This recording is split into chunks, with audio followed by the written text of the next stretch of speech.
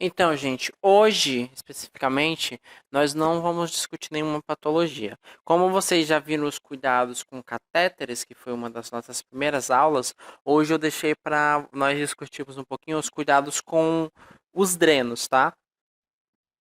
Que são dispositivos que muitos pacientes em clínica médica podem apresentar e vocês precisam saber como que trabalhar, como manusear, conhecer esses drenos para fazer as anotações de enfermagem de vocês, saber a localização anatômica que está inserida cada dreno desse, porque tudo isso vocês vão precisar na hora de fazer o registro de enfermagem, tá? De tudo que vocês fizerem. Nós vamos ter uma das últimas aulas da disciplina, vai ser como fazer a anotação e o registro de enfermagem.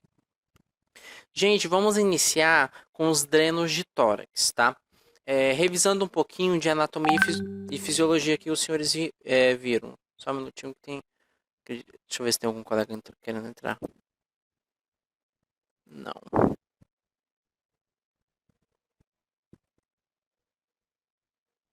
Então, de acordo com o que vocês estudaram em anatomia e fisiologia, gente, vocês sabem que nós temos um par de pulmões e esses pulmões são recobertos por duas membranas que nós chamamos de pleura, tá? Entre uma pleura e outra, nós temos um líquido que faz a lubrificação. Essas pleuras e esse líquido servem para expansão pulmonar, até para auxiliar na expansão pulmonar. O nome desse líquido é líquido pleural. Então, entre uma pleura e outra, eu tenho um líquido pleural. Essa pleura que está em contato diretamente no pulmão, que é a pleura mais interna, eu chamo de pleura visceral. Essa mais externa eu vou chamar de pleura parietal. Isso vocês viram em anatomia e fisiologia. Dentro dessas pleuras podem conter apenas o líquido pleural. Não pode ter nenhum outro tipo de substância, porque vai ser quadros sindrômicos e algumas patologias que também podem causar isso, tá? Em traumas, por exemplo, acidentes de moto, acidentes automobilísticos, pode perfurar essas pleuras e entrar ar, pode começar a sangrar, então em vez de ter apenas líquido pleural, pode ter ar, pode ter sangue e pode ter ambos, ar e sangue. Dependendo da substância que conter, né, nesse espaço pleural, nós vamos dar um nome diferenciado, tá? Por que vocês precisam saber disso, gente? Porque tudo que não for líquido pleural tem que sair, tem que ser retirado dessa pleura. E uma das formas de fazer a retirada disso é a instalação cirúrgica de um dreno de tórax. Por isso que eu dei nós relembramos esses termos, dessas pleuras, desse líquido pleural. Quando entra ar, senhores, nessa pleura, eu vou chamar essa situação de pneumotórax, tá? Se entrar sangue, eu vou chamar isso de hemotórax. Se entrar ar e sangue dentro dessas pleuras, eu vou chamar isso de hemopneumotórax. Para ser feita a retirada desse sangue, desse ar ou de ambos os dois, no caso do hemopneumotórax, tem que ser feito um procedimento de emergência, que é aberto às vezes o tórax até sem anestesia, no local ou a caminho do hospital, e inserido um dreno, tá? O que nós chamamos de dreno de tórax. Se não for feito esse atendimento emergencial, não for colocado esse dreno no tórax do paciente, ele vai entrar numa condição onde o pulmão ele simplesmente murcha, como se ele fosse um balão, que nós chamamos de atelectasia pulmonar. Atelectasia pulmonar é esse colapso pulmonar, tá? Aqui, a cavidade pleural no exame da radiografia, na radiografia de tórax, foi verificado que tem ar na cavidade pleural. Então, eu vou chamar isso de pneumotórax. Com raio-x eu consigo perceber, ó, um raio-x normal e esbranquiçado de ar. Então, é um pneumotórax. Se for sangue, senhores, ó, aqui na pleura, né, eu tenho pulmão, a pleura visceral, e a pleura parietal. Entrou sangue, ou por um trauma, ou por alguma patologia que fez com que algum vaso se rompesse e essas membranas se preenchessem com sangue. Eu vou chamar isso de hemotórax. Entrou ar, pneumotórax. Entrou sangue, hemotórax. Entrou ambos, entrou ar e entrou sangue. Eu vou chamar isso de hemopneumotórax. E como que pode ser definido? Para fazer a retirada dessas substâncias tem que ser inserido de emergência um dreno. Se não for inserido um dreno, esse paciente vai ter um colapso pulmonar que nós chamamos de atelectasia pulmonar. Vocês lembram em fisiologia, se vocês viram atelectasia pulmonar?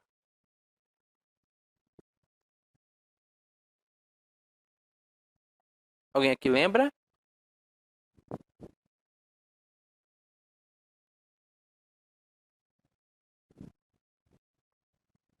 Não? Só um minuto. Vou pesquisar uma foto aqui para mostrar para vocês.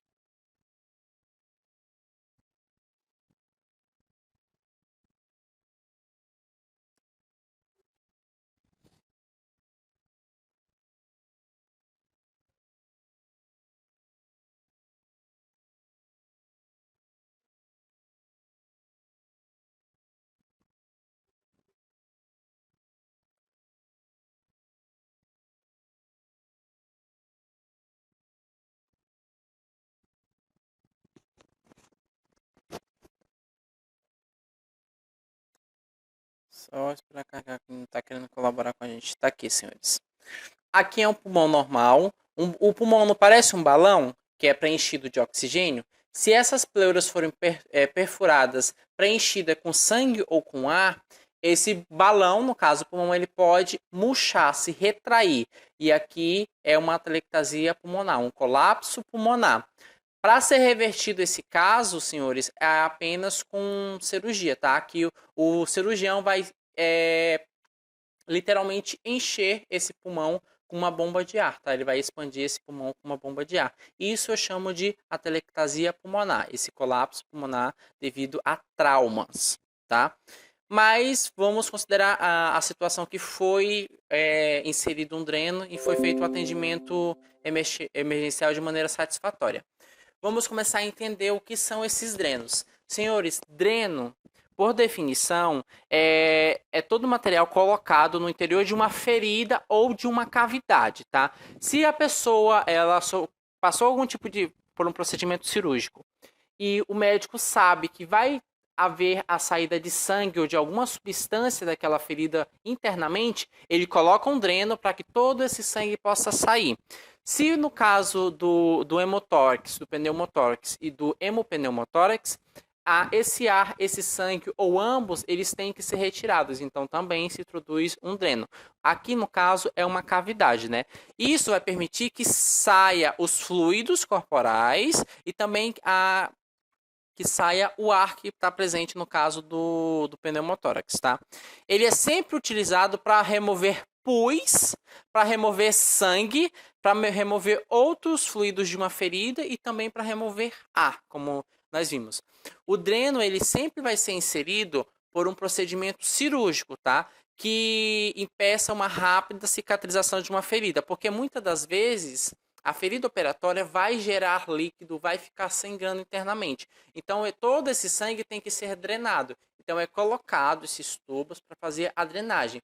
Se esse sangue, se esses fluidos, se esse pus, essa secreção purulenta, permanecesse dentro da cavidade ou da ferida do paciente, poderia ser um foco infeccioso, chegando a um caso extremo de gerar uma septicemia, que seria uma infecção generalizada. Então, esses drenos conseguem fazer a retirada de todas essas substâncias, tá? Os objetivos principais desses drenos é evitar o acúmulo de líquido, onde foi feito algum tipo de procedimento cirúrgico, promover a saída de secreções ou de ar, tá? Evitar infecções devido ao acúmulo dessas substâncias, e eles também são introduzidos onde a gente vai esperar que haja essa secreção. O líquido, o acúmulo de líquido pode ser o meio de cultura, que vai ser alimento bacteriano. Todo meio de cultura é um alimento bacteriano. A situação ideal para que as bactérias cresçam, proliferem e causem uma infecção, tá? Vai aumentar também uma pressão no local que vai ter o acúmulo desse líquido, interferindo principalmente no fluxo sanguíneo e pode comprimir todas as áreas que estejam ao redor. O que pode causar, comprometendo o fluxo sanguíneo, uma irritação no local e até mesmo uma necrose tecidual, se o líquido acumulado for, por exemplo, bile, pus ou suco pancreático. Como que nós conseguimos classificar, senhores, esses drenos? Gente, dreno eu utilizo critérios de classificação. Eu não classifico dreno com apenas um critério, tá? Às vezes eu utilizo vários critérios para fazer uma classificação fidedigna de um dreno. O primeiro grupo de classificação de drenos é quanto à forma desse dreno, tá? Dependendo da forma, eu posso classificar de uma maneira diferente. Quanto à forma, eu posso classificar ele como um dreno de capilaridade, tá? Que é a saída de secreção através de uma superfície externa do dreno, no caso o dreno de Penrose, que eu vou mostrar para vocês.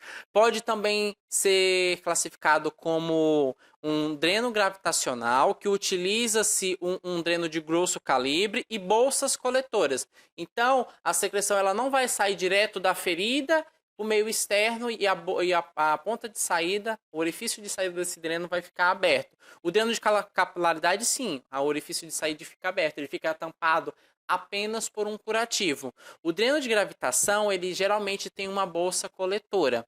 E eu também tenho um que eu chamo de dreno de sucção, tá? Que é para grande quantidade de substância ou por período muito prolongado. Eu não posso utilizar um dreno de capilaridade e nenhum dreno de gravitação se o paciente vai ter um volume muito grande de substância a ser drenada ou se ele vai ficar muito tempo com esse dreno. Aqui no caso, tem como representantes o dreno de tórax com pressão negativa que eu vou mostrar para vocês.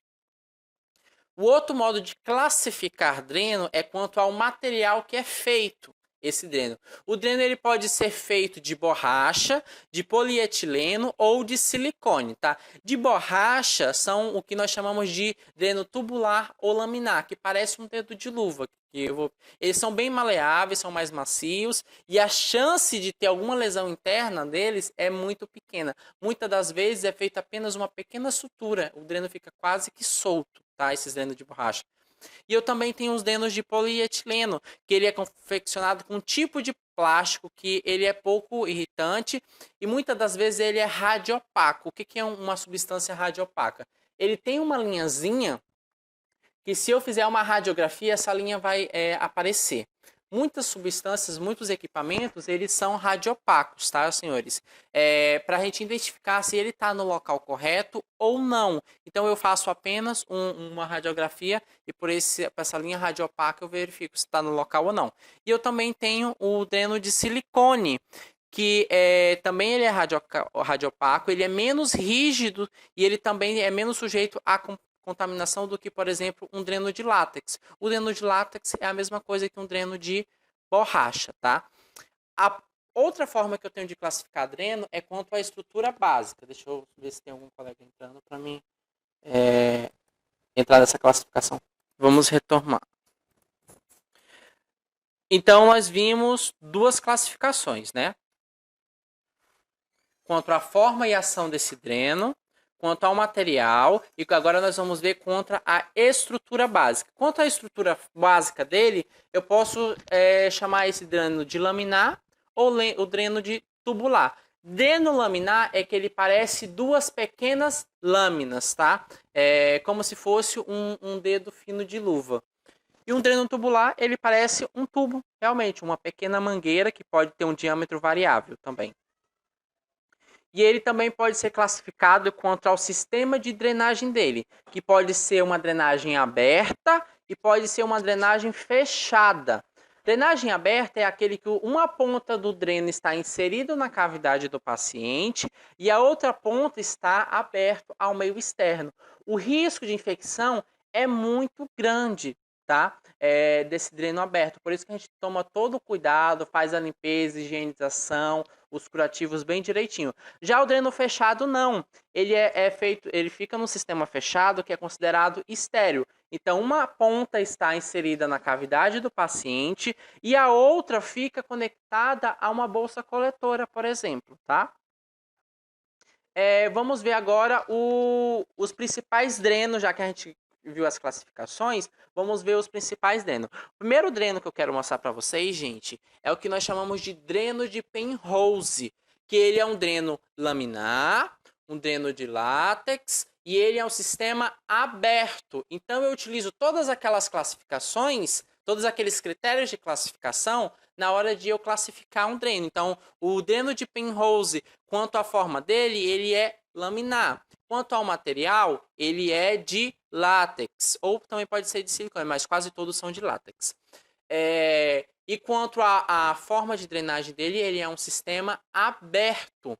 Muitas das vezes nós não conseguimos encontrar esses drenos de Penrose direto do fabricante. No hospital eles conseguem improvisar um dreno de Penrose com o dedo de uma luva estéreo, tá? Porque não parece realmente, é só um tubozinho de silicone, bem maleável. É como se fosse o dedo de uma luva. Então eles cortam uma parte e cortam a entrada. Um orifício eles vão inserir no paciente para pequenos volumes, tá? Por curto tempo. E a outra vai ficar aberta. Então a gente tem que ficar fazendo o curativo sempre e ele vai ter uma drenagem que é por capilaridade, ou seja, tudo que tiver em excesso vai sair por gravitação. Vai ser indicado quando eu quero monitorar o sangramento pós-cirúrgico e também para drenagem de abscessos, que são os famosos tumores e furúnculos que vocês conhecem, tá? Se o furúnculo ou o tumor for muito grande, o médico faz um pequeno orifício, ele sabe que vai ficar sangrando por um tempo, então em vez de ficar trocando o curativo toda hora, ele coloca um drenozinho desse de Penrose e a gente protege esse dreno com o curativo, tá? Esse dreno, muitas das vezes, ele não é nem suturado, então ele fica solto. E cabe a gente da enfermagem fazer o curativo diário, olhar na prescrição médica, que lá vai estar descrito o quanto que o médico quer que a gente tracione. Ou seja, todo dia a gente tem que puxar, ele não pode sair de uma vez, tá? Então, todo dia a gente vai puxar um pouquinho dele até que, de fato, ele saia. Ele é utilizado basicamente para estabelecer uma comunicação da cavidade corporal com a superfície da pele do paciente. Pode ser colocado nele um curativo para ficar drenando essa pouca quantidade de pus, essa pouca quantidade de sangue, ou também pode ser utilizado, senhores, uma bolsa de ostomia para a gente não ter que ficar fazendo curativo toda hora. Eu vou mostrar para vocês uma bolsa de ostomia. E a principal complicação é que ele entre, o corpo praticamente sugue esse dreno e ele entre para a cavidade que ele estiver inserido e a gente perca esse dreno. É muito mais fácil ele entrar do que ele sair, tá? E quando ele entrar, senhores, ele vai ficar represado dentro da cavidade do paciente. Tem que ser feito um corte um pouquinho maior para o médico poder tirar esse dreno, porque senão ele pode ser um foco infeccioso e pode causar desde uma peritonite até mesmo uma sepse, tá? E aqui está, senhores, o dreno de Penrose, tá? Muitas das vezes é um ponto simples ou às vezes não é nem suturado. A gente faz, não parece um dedo de luva inserido na cavidade do paciente, a gente faz os curativozinhos diário, tá? Ou eles podem também vir com uma bolsa coletora, uma bolsa coletora de ostomia. Deixa eu pesquisar uma bolsa coletora de ostomia para vocês verem como que ela é.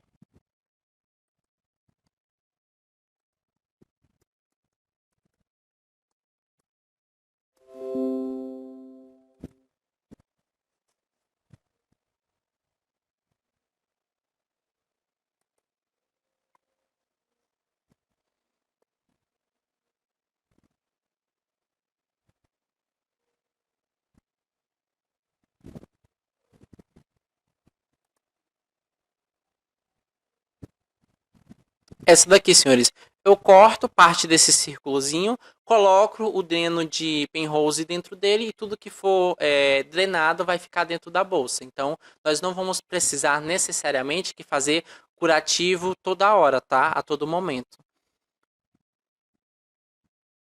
Deixa eu ver. Basicamente isso, uma bolsa coletora. E ele já tem um círculozinho que a gente pode medir e cortar direitinho para encaixar esse dreno. Então, o primeiro tipo de dreno que eu mostrei para vocês foi o dreno de Penrose, esse que parece o dedo de uma luva. Se não vier o Penrose do fabricante, pode se improvisar com o dedo de uma luva estéreo. O médico coloca metade desse dedo dentro da cavidade do paciente e ele deixa a outra metade para fora para a gente fazer a higienização e para drenar todo esse líquido. Às vezes pode ser utilizado um ponto simples e outras vezes não é nem suturado. Quando não é suturado, o perigo da cavidade sugar esse deno para a parte interior é muito grande e isso é uma complicação grave, tá? Então, esse é o primeiro dreno de Penrose. O próximo dreno que eu vou mostrar para vocês são os drenos de sucção, tá? Existem dois tipos de dreno de sucção. O que é um dreno de sucção? Ele é um sistema fechado, tá? Então, não tem a ponta do dreno é inserido na cavidade do paciente e outra é inserido numa cavidade uma estrutura que tem como definição a capacidade de fazer sucção, tá? É uma sucção sempre contínua e leve. Ele é indicado, senhores, para fazer a drenagem de fluidos, principalmente sangue e secreção, por aspiração. A principal complicação é na hora de retirada, que esse dreno pode romper, tá? Existem dois tipos de drenos de sucção. Um dreno que, uma parte do dreno foi conectado direto na cavidade do paciente e a outra numa estruturazinha que parece uma pera. Esse dreno que parece uma pera, uma perinha, eu vou chamar ele de dreno de JP, tá? Dreno de JP, esse que parece uma perazinha.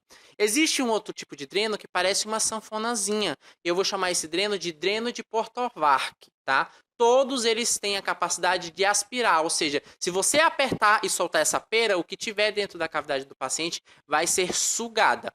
O vácuo dessa sanfoninha, ele fica aberto. Quando você abre, ela estica e quando ela está se expandindo, tudo que está dentro da cavidade ou do local que está sendo inserido o dreno de Portovac é sugado por ele, tá? Então, o dreno de sucção são os drenos de JP, esse que parece uma perazinha, e o dreno de Portovac, que parece essa sanfonia, que é muito chata de limpar. Os vincos dessa sanfonia, para você conseguir retirar todo o sangue disso aqui, é horrível. Aqui, ó, a perazinha que eu te falei, é um dreno de JP, que eu tenho que sempre desprezar tudo que foi drenado, tá? Uma ponta sai da ferida e tudo que foi drenado aqui, senhores, vocês têm que quantificar quantas ml foram drenadas, anotar, tem que anotar o que foi drenado, se foi pus, se foi sangue, se foi plasma, se foi sangue, qual era o aspecto desse sangue, se estava coagulado, se foi pus, qual era o aspecto desse pus, tá? Cheiro, cor, todas as características vocês têm que anotar. E dá para visualizar logo de cara, porque eles têm uma régua milimetrando as ml, tá? E os que não tiverem, vocês podem quantificar mais ou menos o valor. Tem que ser feita a retirada e a higienização desse vácuozinho coletor, tá? Que é o caso do dreno de JP. O dreno de Portovac, como eu disse para vocês, nós também temos que quantificar quantas ml de secreção que tem no interior dele. Nós temos que anotar o aspecto e temos que fazer a higienização. Mas, porém, o dreno de Portovac, por ele ter esses vincos, essas curvas aqui, é muito complicado fazer a higienização dele. Porém, é possível, tá? Tem uma técnica específica para a gente fazer. E depois que for feita a higienização, nós temos que refazer o vácuo, fechar, e ele vai ficar fechadinho assim. Quando a gente abrir, ele vai se expandir e vai sugar toda as substâncias que estão na cavidade do paciente. Por isso que eu chamo esses dois drenos de dreno de sucção. Dreno de JP e dreno de Portovac. Tá aqui, ó. Um dreno de Portovac está inserido na cavidade do paciente, tá aqui a sanfonia. Uma coisa que é bem interessante, senhores, não coloquem jamais, é um dos cuidados de enfermagem, esse dreno na mesma altura da inserção. Então aqui o dreno está no leito do paciente, na mesma altura da inserção, porque tudo que foi drenado aqui vai voltar pela mangueira do dreno e retornar para a cavidade do paciente, a não ser que esse dreno esteja fechado, porque tem uma prisilinha bem aqui. Se ele estiver fechado, tudo bem. Mas geralmente drenos eles não podem ficar fechados, tá? Porque o objetivo não é drenar, não é tirar todo o excesso de líquido e substância da cavidade desses pacientes. Então não tem um porquê eles ficarem fechados, tá? Ele só vai ser fechado se tiver prescrição médica E também se for o dia da retirada desse dreno, a gente pode deixar ele fechado. Mas esquecer ele fechado enquanto deveria estar drenando, jamais. E nem deixar ele aberto na mesma altura que ele foi inserido. Porque tudo que foi drenado aqui vai retornar para a cavidade do paciente. Esses dois são basicamente os drenos de sucção. O próximo dreno que eu vou mostrar para vocês é o que nós chamamos de dreno de Kerr, tá? O dreno de Kerr, ele é um dreno tubular, ele é bem rígido, tá? Ou às vezes semiflexível, e na ponta dele, que é inserida na cavidade do paciente, tem um formato de T. Então, o dreno que é um tubo e tem um formato de T na ponta, dá para perceber aqui que na ponta dele é um formato de T, eu vou chamar ele de dreno de Kerr. Tá? O dreno de Kerr ele é indicado apenas para cirurgias nas regiões do abdômen, porque vai ter que drenar grandes volumes.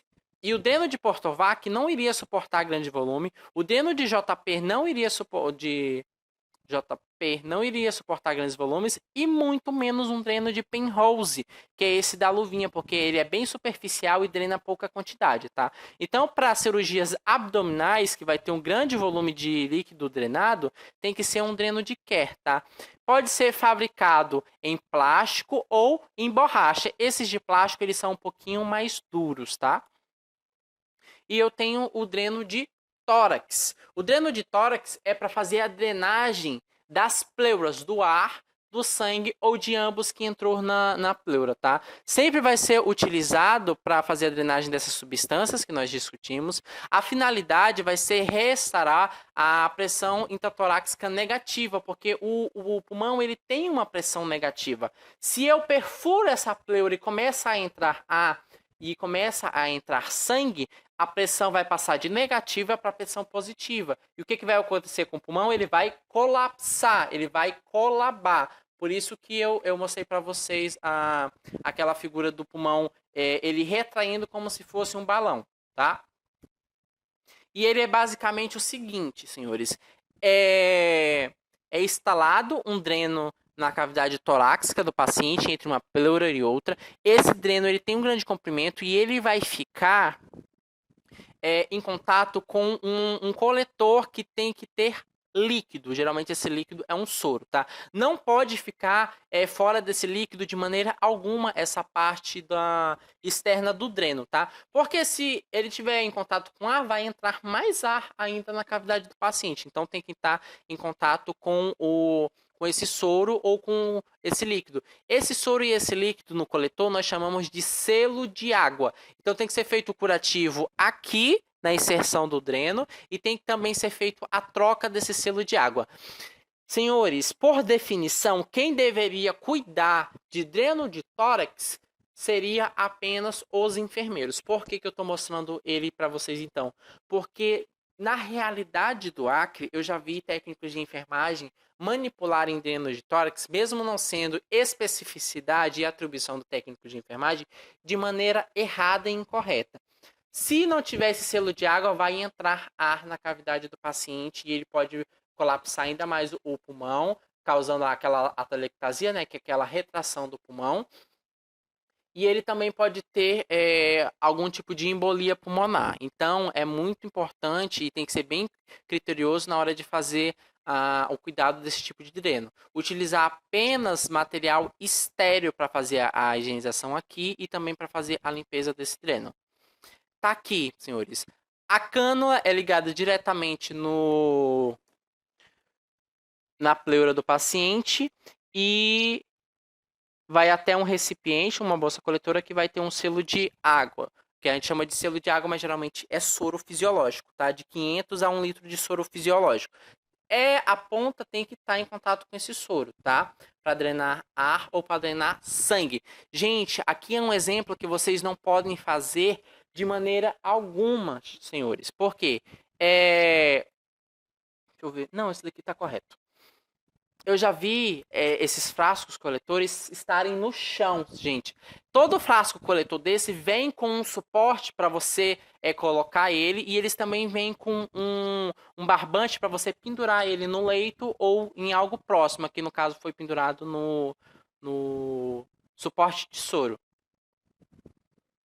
E esses são os calibres. E o paciente pode sair andando, tá, com esse suporte. Só recomendar que ele não coloque isso no chão. Quando ele for andar, vocês forem fazer os curativos, sempre fechem o dreno, tá? Porque senão pode entrar ar ou pode sangrar cada vez mais. A técnica de drenagem torácica consiste na colocação de um catéter, como eu já falei para vocês, no espaço pleural, e sua conexão a um sistema de drenagem, que esse frasco coletor aqui. Quais são as indicações? Quando que eu vou colocar um dreno de tórax, senhores? No caso de pneumotórax, no caso de hemotórax, de derrame pleural ou de cirurgia na região intratorácica, tá? Os sistemas de drenagem deles é por selo de água, que eu disse para vocês, ou pode ser de aspiração, tá? Mas de aspiração geralmente a gente não utiliza muito. A gente vai utilizar de aspiração quando for no caso de urgência e emergência, que a gente faz um curativo de 3 pontas. Quando nós formos estudar urgência e emergência, eu vou explicar para vocês esses curativos de 3 pontas. Mas no geral a gente utiliza apenas o selo de água. Quais são as complicações de um dreno de tórax, senhores? Ele pode causar uma hemorragia, no caso se ele lesionar algum tipo de vaso pulmonar, pode causar também uma infecção que vai no órgão nobre. Senhores, quais são os órgãos nobres do organismo? É o encéfalo, o coração e os pulmões. Então, uma infecção em um órgão nobre é extremamente grave. E essa infecção só vai ser causada se for feita a manipulação incorreta desse dreno. Então, todo cuidado na manipulação desses drenos de tórax é pouco. E também pode ocorrer um enfisema subcutâneo, que é pelo mau posicionamento, porque ele pode sim sair do local, senhores. E como esse dreno ir parar para baixo da pele do paciente, quando você tocar, vai ser como se você estivesse estourando plástico bolha. Tanto é que na assistência de enfermagem a esses drenos, a gente faz um exame que a gente aperta toda a inserção ao redor da inserção desse dreno para verificar se não tem nenhum tipo de crepitação. Vai parecer bolinha de ar mesmo estourando, tá? Significa que ele está fora do local, tem que ser notificado ao médico para voltar para o centro cirúrgico e recolocar esse dreno. Pode ocorrer também, gente, da sutura desse dreno sair e o paciente espirrar ou fazer qualquer esforço e esse dreno voar. E vai ficar lá o buraco, o orifício na parte interna do pulmão desse paciente, tá? E pode fazer com que entre cada vez mais ar. Eu já presenciei uma situação dessa, tá? O dreno saiu, o que você tem que fazer na hora? Um curativo de 3 pontas ou tampar esse orifício, porque não pode entrar ar ambiente, senão ele vai ter um pneumotórax. Na hora, se você tiver material de curativo, você faz um curativo de 3 pontas. Mas se você precisar de ir até o posto de enfermagem para pegar, você tampa. Se tiver sem luva, vai com a mão mesmo, senhores. Mas tampem esse orifício do dreno de tórax, porque não pode entrar nenhuma quantidade de ar diretamente no pulmão sem ele passar pelo processo de difusão, tá? A clampagem do sistema, senhores. O que é a clampagem do sistema? É abrir e fechar aquela prisilinha. Pode haver uma desconexão acidental da ponta que fica no selo da água com a ponta que fica inserido no paciente, tá? O frasco pode quebrar, o frasco pode rachar e essa ponta tem que estar sempre nesse selo de água, porque senão entra cada vez mais ar. Pode ter uma abertura na hora que vocês forem fazer a troca desse soro, tá? E no transporte do paciente ele também pode abrir, tá? Essa prisilinha. Quais são os principais cuidados de enfermagem que vocês vão ter com esses drenos, gente? É sempre importante a gente checar a localização desses drenos, tá? Se eles estão no local que eles foram inseridos inicialmente, tá? Porque se ele estiver fora do local, nós temos que notificar e tem que ser recolocado. A Franciele perguntou como que é feito a higiene desses drenos. É uma técnica de curativo simples, tá? Eu acredito que eu tenha colocado aqui para vocês, mas vocês não aprenderam a fazer curativo? Sim ou não?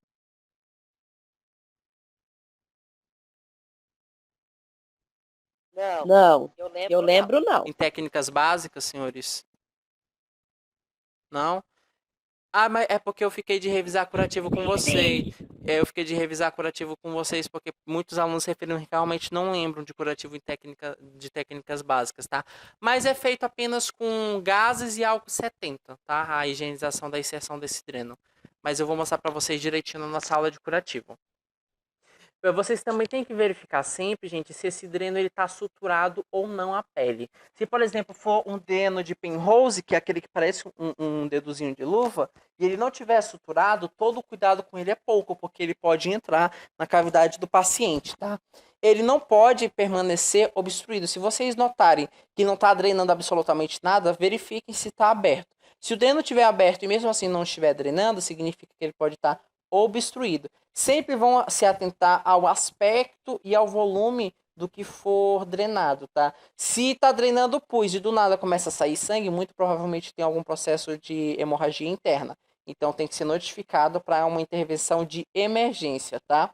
Tem que ser feita a instalação do sistema de drenagem adequada, se ele for aberto ou fechada. Nós temos que sempre fixar uma parte na pele. Deixa eu ver se tem uma dessas fotos aqui tem para me mostrar para vocês.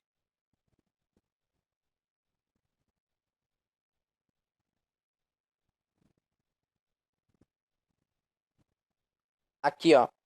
Aqui é a inserção do catéter. Esse catéter aqui, até chegar no dreno, gente, ele não pode ficar solto. Então você prende ele pelo menos em 2 pontos na pele do paciente, tá? Não deixa toda essa cânula aqui literalmente solta. Então prende, higieniza a inserção, ou seja, onde que ele foi inserido no paciente, e também prenda pelo menos mais uma parte, que é uma segurança maior para esse dreno não se movimentar.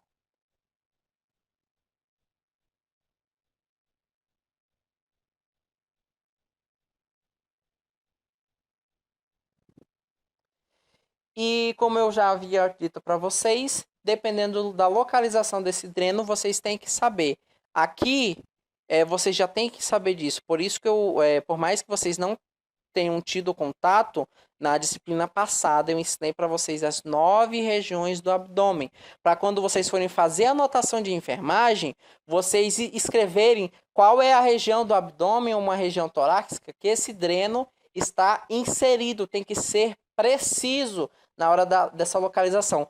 Quem não lembrar das 9 regiões do abdômen, trate de estudar, porque isso eu já ensinei para vocês e isso deve ser ensinado em anatomia, mas mesmo assim eu passei para vocês, tá?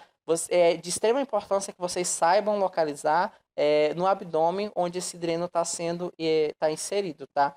Quando nós retornarmos às nossas aulas práticas, eu vou fazer umas anotações de enfermagem com vocês e eu também vou tentar arrumar uns drenos para apresentar esses drenos para vocês e também a gente vai realizar o cuidado desse dreno e o curativo propriamente dito, tá? Vocês sempre vão avaliar o aspecto do curativo externo, tá? Vocês realizaram um curativo, tem que sempre verificar. Se ele tá sangrando bastante, tem que ser realizada a troca, tá? Muitas das vezes o cirurgião vai querer ver a ferida, como que tá a inserção desse dreno. Então, do nada ele vai chegar e falar, abre o curativo para mim e vocês vão ter que refazer esse curativo novamente, tá? Apenas para ele fazer a avaliação médica dele. Vão sempre inspecionar, senhores, a incisão cirúrgica, tá?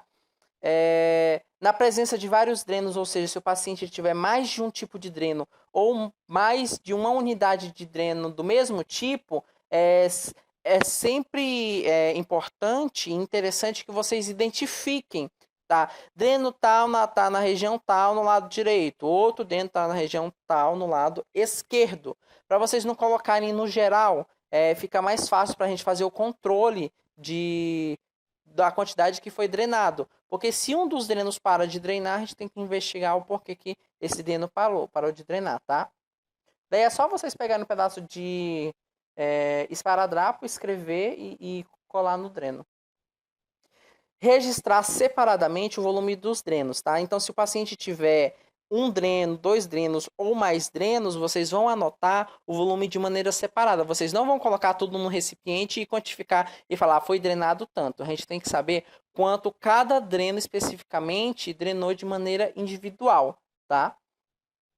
vamos registrar de forma mais precisa e rigorosa o aspecto da substância. Se foi uma secreção purulenta com presença de pus, se foi uma secreção transparente que vai indicar os soromas ou plasma sanguíneo, ou se foi ou propriamente uma secreção sanguinolenta, que seria apenas sangue, ou uma secreção serossanguinolenta, que é soroma com sangue, tá? Esse tipo de secreção acredito que vocês tenham estudado também. Caso o paciente esteja com aquele dreno de Kerr, gente, que é aquele dreno que em forma de T, que uma ponta está conectada na cavidade dele e a outra ponta está livre, essa ponta que estiver livre não pode ficar solta, tá? E por ser drenado grande quantidade, porque o dreno de Kerr, como eu falei para vocês, ele é inserido na cavidade abdominal, onde vai sair muita secreção. Então é interessante que vocês coloquem um coletor estéreo. Pode ser até uma bolsa coletora de urina, tá? Mas algo que suporte muita capacidade. Aquela bolsa coletora de urina, tem delas que consegue drenar até 2 litros de líquido. Então, é bem interessante, tá? Vocês fazerem isso. Lembrar também que muitas das vezes esses drenos não são suturados à pele, tá? Por isso, a esterilização dele não deve ser comum. Apesar dele não estar sendo suturado, não é comum que ele saia sozinho sem que a gente tracione, tá? E ele também é altamente irritante à pele, porque tudo aquilo que foi drenado, se cair na pele do paciente, pode queimar, porque principalmente as secreções purulentas, esses puses, eles têm um pH um pouquinho mais ácido. Então, esses drenos de Kerr, como eu disse para vocês, é dreno de longa permanência, pode permanecer até de 6 semanas. Então, o cuidado com ele tem que ser bastante redobrado, tá? Muito cuidado quando vocês forem realizar o curativo, tá? Porque geralmente esses drenos que não são suturados, eles podem sair do local quando vocês manipularem para fazer o curativo, tá? E o cuidado tem que ser na hora de fazer o curativo e na hora de retirar, porque o curativo não está preso ao paciente com um esparadrapo ou com uma fita microporosa. Na hora de vocês retirarem essas fitas ou esse esparadrapo, vocês podem puxar e tracionar o dreno junto, tá? Então segure o dreno para posteriormente vocês retirarem esses esparadrapos para não retirar esse dreno do local de maneira acidental, tá? Aqui é como se fosse um dreno de Kerr, em formato de T e uma parte retirada, tá? Aqui nesse caso ele foi suturado, mas nem sempre ele é suturado, tá, senhores? E aqui é um dreno de Penrose, ou seja, aquele dreno que parece um dedo de luva. Como eu disse para vocês, pode ser feito curativo com gases, né? Com gases e micropóreo, mas também pode ser colocado uma bolsa coletora. Aquela bolsa que eu mostrei para vocês é essa daqui, ó. Para não ficar toda hora trocando, a gente pode colocar essa bolsa coletora. Porém, o que escorrer aqui na pele do paciente, a gente tem que proteger muito bem essa pele na hora de colocar a bolsa coletora, tá? Porque pode causar algum tipo de lesão na pele dele, essas substâncias drenadas. O passo a passo do curativo que a colega estava perguntando, senhores. Vocês sempre, na hora de realizar um procedimento, vão fazer a higienização das mãos, especificamente com água ou sabão líquido ou sabonete líquido. Vão preparar o material de vocês, senhores. Vão pegar uma bandeja limpa, gaze estéreo, vão pegar a luva de procedimento ou o kit de estéreo de curativo, tá? Se vocês forem utilizar apenas luva para tocar direto na incisão, use uma luva estéreo. Se tiver pinça, que é bem interessante, o profissional que sabe fazer curativo com pinça, pode utilizar uma luva de procedimento, porque as pinças estão esterilizadas. Vão separar também um saco plástico para fazer o descarte do material contaminado, um saco de lixo mesmo. Um micropóreo ou um esparadrapo para fazer a fixação desse dreno, um antisséptico para fazer a limpeza, tá? Geralmente a gente utiliza álcool 70 ou uma clorexidina alcoólica. Um soro fisiológico, se você tiver muita sujidade, vocês vão ter que lavar um pouquinho com soro. E se for fazer curativo de dreno de tórax, tem que refazer aquele selo de água, não é? E aquele selo de água a gente faz com soro. E um cálice para desprezar o débito do dreno, tá? É para a gente medir quanto que foi drenado daquilo. Na literatura diz para a gente pegar um cálice, mas, senhores, a gente nunca vai ter um cálice no hospital. Então, verifiquem só a quantidade que foi drenada e pode desprezar em qualquer recipiente, tá? Vão chegar e vão explicar para o paciente de vocês o procedimento, vão explicar que vocês vão fazer um curativo e como que vocês vão fazer esse curativo.